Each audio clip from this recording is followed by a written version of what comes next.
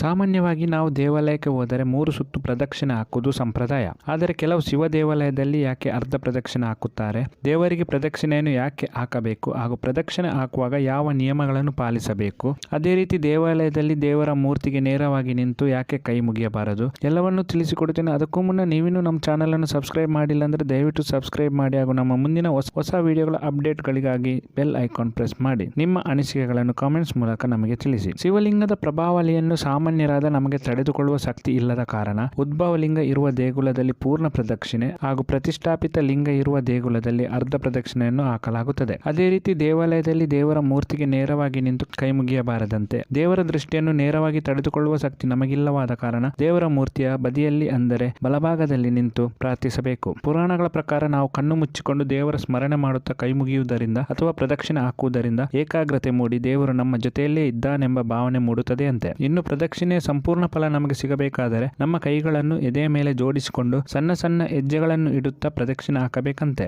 ದೇವರ ಸ್ಮರಣೆಯನ್ನು ಮನಸ್ಸಿನಲ್ಲಿ ದೇವರ ಚಿತ್ರಣವನ್ನು ಜ್ಞಾಪಿಸಿಕೊಳ್ಳುತ್ತಾ ಪ್ರದಕ್ಷಿಣೆ ಹಾಕಿದರೆ ಹೆಚ್ಚಿನ ಫಲ ಸಿಗುವುದಂತೆ. ಇನ್ನು ಶಿವನ ದೇಗುಲದಲ್ಲಿ ಅರ್ಧ ಪ್ರದಕ್ಷಿಣೆ ಯಾಕೆ ಹಾಕುತ್ತಾರೆಂದರೆ, ಶಿವನ ದೇವಸ್ಥಾನದಲ್ಲಿ ಶಿವನಿಗೆ ಅಭಿಷೇಕ ಮಾಡುವ ನೀರು ಹೊರಬರುವ ಗೋಮುಖಿಯನ್ನು ದಾಟಿದರೆ ದೇವರಿಗೆ ಅಗೌರವ ತೋರಿಸಿದಂತೆ ಎಂಬುದು ಪುರಾಣದಲ್ಲಿ ಉಲ್ಲೇಖವಾಗಿರುವುದರಿಂದ ಗೋಮುಖಿಯನ್ನು ದಾಟದೆ ಅರ್ಧ ಪ್ರದಕ್ಷಿಣೆ ಹಾಕುವುದು ಸಂಪ್ರದಾಯ. ಇನ್ನು ಪ್ರದಕ್ಷಿಣೆ ಯಾಕೆ ಹಾಕಬೇಕೆಂದು ಹೇಳುವುದಾದರೆ, ಭೂತ ಹಾಗೂ ವರ್ತಮಾನದಲ್ಲಿ ಮಾಡಿರುವಂತಹ ಸಣ್ಣ ಪುಟ್ಟ ಪಾಪಗಳನ್ನು ಪ್ರದಕ್ಷಿಣೆ ಹಾಕುವುದರಿಂದ ತೊಡೆದು ಹಾಕಬಹುದು ಎನ್ನುವ ನಂಬಿಕೆ ಇದೆ. ದೇವಸ್ಥಾನದ ಕೆರೆ ಅಥವಾ ಬಾವಿಯಲ್ಲಿ ಸ್ನಾನ ಮಾಡಿ ಬಳಿಕ ಒದ್ದೆ ಬಟ್ಟೆಯಲ್ಲಿ ದೇವರ ಸ್ಮರಣೆ ಮಾಡುತ್ತಾ ದೇವರಿಗೆ ಪ್ರದಕ್ಷಿಣೆ ಬರುವುದು ತುಂಬಾ ಒಳ್ಳೆಯದಂತೆ. ಮೊಣಕಾಲಿನಲ್ಲಿ ದೇವರಿಗೆ ಪ್ರದಕ್ಷಿಣೆ ಹಾಕಿದರೆ ಉತ್ತಮ ಫಲ ನೀಡುತ್ತದೆ ಅಂತೆ. ಇನ್ನು ಅಶ್ವತ್ಥ ಮರ ಮತ್ತು ತುಳಸಿ ಗಿಡಕ್ಕೆ ಪ್ರದಕ್ಷಿಣೆ ಹಾಕುವುದು ತುಂಬಾನೇ ಪವಿತ್ರವೆಂದು ನಂಬಿಕೆ ಇದೆ. ಈ ಮಾಹಿತಿ ಇಷ್ಟವಾದಲ್ಲಿ ದಯವಿಟ್ಟು ವಿಡಿಯೋವನ್ನು ಲೈಕ್ ಮಾಡಿ ಅಥವಾ ಕಮೆಂಟ್ಸ್ ಮಾಡಿ. ಇನ್ನಷ್ಟು ಹೊಸ ಮಾಹಿತಿಯನ್ನು ಮುಂದಿನ ವಿಡಿಯೋದಲ್ಲಿ ನಾನು ನಿಮಗೆ ತಿಳಿಸುತ್ತೇನೆ. ಎಲ್ಲಾ ವೀಕ್ಷಕರಿಗೂ ಧನ್ಯವಾದಗಳು.